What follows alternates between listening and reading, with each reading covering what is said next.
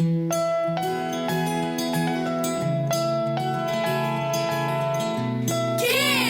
Ask Dr. Friendtastic! Welcome. I'm Dr. Eileen Kennedy Moore, also known as Dr. Friendtastic. I'm an author and clinical psychologist based in Princeton, New Jersey. Here's today's question. Hello, my name is Mila, and I'm 9 years old. There's this one guy at school who's very annoying to me and my friends. He draws on our desk and calls us names. How do you think we should handle it? Hi, Mila. Thanks for sending in your question. I can see why you're feeling annoyed with this kid. So, what do you do when someone is trying to bother you? That's something a lot of kids have wondered. One important fact that you mentioned is that he's not doing this stuff just to you. He's also doing it to your friends. That makes me think this kid is probably someone who has trouble controlling his behavior in general. He may be very restless and easily distracted. He may tend to do things without thinking about what will happen or how other people will react. Being in a classroom that requires a lot of sitting still and being quiet can be challenging for a high-energy kid like him. I bet he gets in trouble with the teacher a lot. He also may have a hard time making friends because his goofy actions can make other kids not want to be around him. I wonder if you and your friends can find some compassion for this kid by imagining what things are like for him in school. That's hard to do when you're feeling annoyed by someone, but it's also a kind choice. Finding compassion doesn't mean believing that his actions, calling you names and writing on your desks, are okay. They're definitely not. I'm assuming that you and your friends have tried asking him to stop, and he hasn't listened.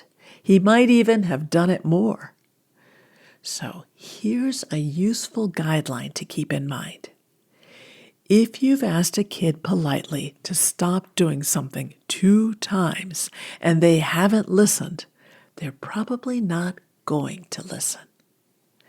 This guideline is useful because it prevents you from continuing to do something that's not going to work. And it allows you to shift your goal from trying to change what the other person is doing toward focusing on taking care of yourself. If you knew that this kid was definitely not going to stop doing these annoying things, what would you do? How would you take care of yourself? Well, first you could ask yourself how big of a deal his annoying actions are. It doesn't sound like he's doing anything dangerous. You don't like what he's doing, but does it prevent you from learning? Probably not. One way of taking care of yourself might be to decide the annoying behaviors don't matter. You could just think to yourself, there he goes again. Oh well. Or maybe he can't help it. It's hard for him to stay focused. If he calls you a rude name, but you and your friends know that name isn't true, does it matter? Not really. You don't have to correct him or argue about it because you know what's true. If he writes on your desk, well, that's definitely disrespectful of school property. But you could work in a different part of your desk or put a paper over his writing and move on. If the teacher asks why there's writing on your desk, you could explain how it got there.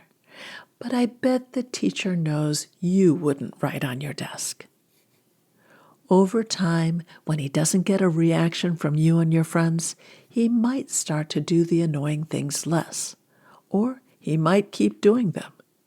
But you will have chosen not to be bothered by them and not to give them any importance. If this kid's actions are regularly interrupting your work, even after you've tried ignoring or not reacting for a while, then it might be worth asking the teacher for advice. The teacher may keep a closer eye on this kid or move him to a different spot, so you're not always the one who has to deal with his misbehavior. This has been Kids Ask Dr. Friendtastic. If you have a question about making and keeping friends that you'd like me to answer, go to drfriendtastic.com. That's drfriendtastic.com. And click on the podcast tab to see how to submit your question. And be sure to check out my books for kids about friendship. Growing Friendships, A Kid's Guide to Making and Keeping Friends, and my new book, Growing Feelings, A Kid's Guide to Dealing with Emotions about Friends and Other Kids. They're available through your library or wherever you buy books.